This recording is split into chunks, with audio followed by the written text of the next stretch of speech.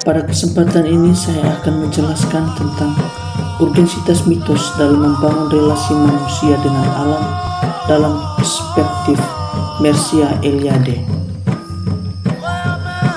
Mitos manusia dan alam memiliki hubungan yang erat dan tak terpisahkan dalam perjalanan sejarah peradaban manusia. Sejak zaman purba, mitos telah menjadi sarana untuk menjelaskan asal-usul dunia, alam semesta, serta tempat manusia di dalamnya. Mitos menghubungkan manusia dengan kekuatan spiritual yang lebih tinggi, memberikan pedoman hidup, dan menumbuhkan rasa hormat terhadap alam yang dianggap suci dan penuh misteri. Dalam mitos, alam bukan hanya sebagai sumber daya, melainkan sebagai bagian dari dunia yang sakral dan hidup dalam keseimbangan yang harus dijaga. Namun, di abad ke-21 ini, hubungan tersebut menghadapi tantangan besar. Dalam dunia yang semakin modern dan terindustrialisasi, banyak aspek dari mitos dan nilai-nilai tradisional yang terpinggirkan, sementara eksploitasi alam semakin marak. Hutan-hutan yang dulunya dihormati sebagai tempat suci kini terancam oleh deforestasi, dan laut yang dulu dipandang sebagai ruang penuh kehidupan kini tercemar.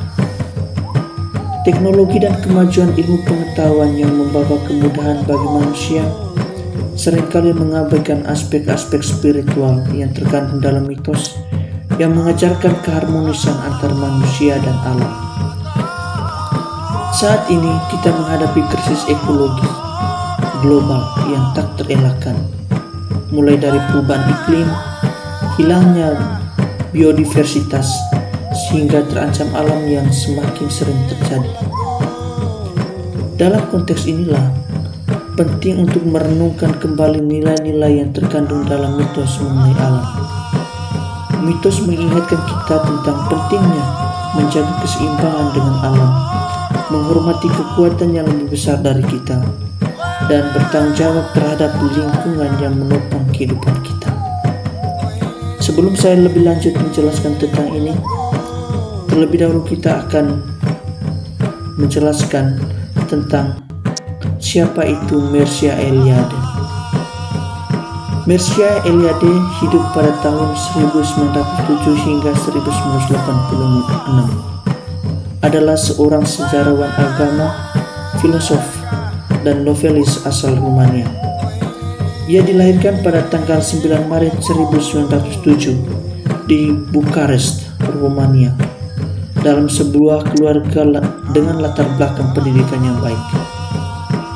Ia mulai tertarik dengan agama dan budaya pada usia muda, dan minatnya ini membawanya untuk mempelajari sejarah agama di Universitas Bukares, di mana ia meraih gelar doktor pada tahun 1933. Karyanya yang cukup populer adalah tentang The Secret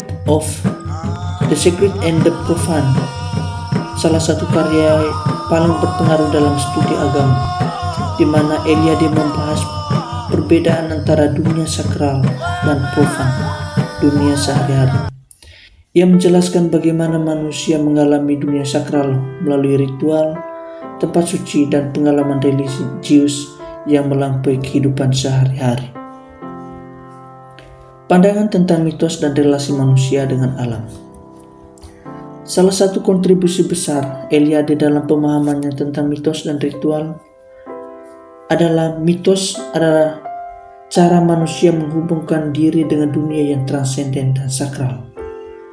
Mitos bukan hanya cerita belaka, tetapi dia itu adalah mengenai struktur simbolik yang memberikan makna dan orientasi bagi manusia dalam berinteraksi dengan dunia dan alam semesta. Mitos memungkinkan manusia untuk mengerti dan merasakan hubungan mereka dengan alam, serta kekuatan yang lebih besar yang ada di baliknya. Eliade juga melihat bahwa banyak mitos dan ritual terkait dengan pengalaman ruang dan waktu sakral yang seringkali dipandang sebagai siklus abadi di mana alam dan kehidupan manusia dipahami sebagai bagian dari proses yang lebih besar dan tak terhindarkan. Dalam hal ini, alam bukan sekedar sumber daya yang dapat dimanfaatkan, melainkan entitas sakral yang harus dihormati dan dijaga keseimbangannya. Dalam pandangan Mircea Eliade, mitos memiliki peran yang sangat penting dalam membangun relasi manusia dengan alam. Eliade memandang mitos sebagai narasi yang menghubungkan dunia manusia dengan dunia sakral, yaitu dunia yang melampaui kenyataan sehari-hari dan mengandung makna lebih dalam tentang asal-usul, tujuan, serta hubungan manusia dengan alam semesta. Mitos dalam konteks ini bukan hanya sekedar cerita, tetapi lebih sebagai cara untuk menyusun kembali dunia yang sakral dan kosmik, dengan tujuan memberikan makna dan keteraturan dalam kehidupan manusia.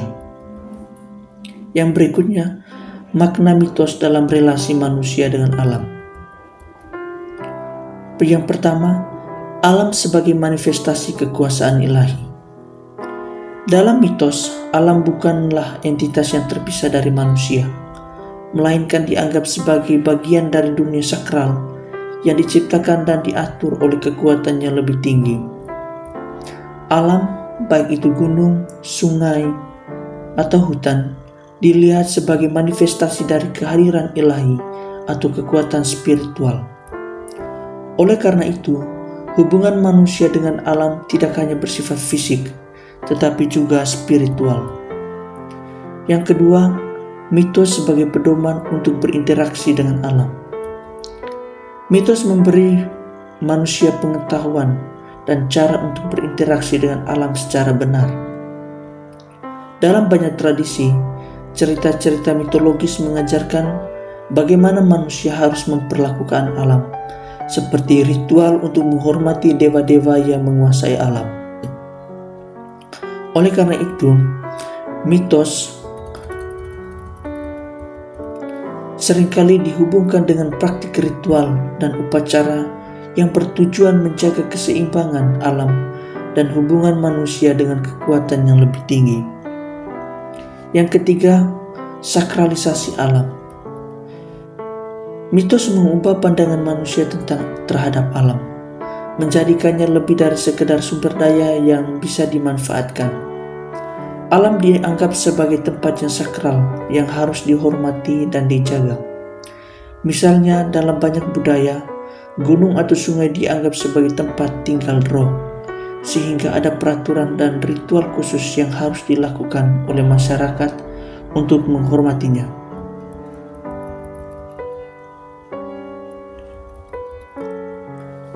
Nah, berkaitan dengan hal ini, tentu saja ini menjadi sebuah catatan bagi kita bahwa dunia sekarang ini penuh dengan begitu banyak masalah.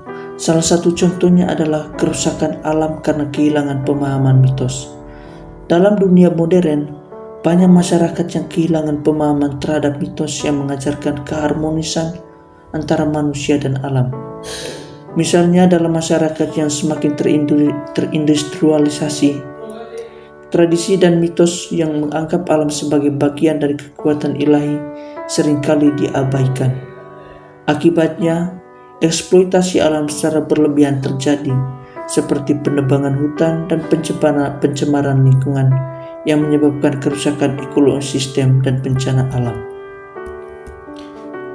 Oleh karena itu, bagi Eliade, mitos memiliki kekuatan untuk membentuk pandangan dunia manusia dan mengatur cara manusia berinteraksi dengan alam.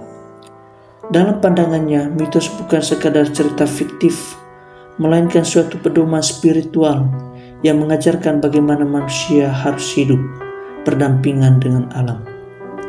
Namun, pergeseran nilai akibat modernisasi dan globalisasi dapat menyebabkan terabaikannya makna-makna dalam mitos ini, yang akhirnya mengarah pada kerusakan ekologis dan hilangnya hubungan manusia dengan alam sebagai entitas yang sakral. Oleh karena itu, memahami dan menjaga makna mitos ini sangat penting untuk menciptakan keseimbangan antara manusia dan alam. Sekian dan terima kasih.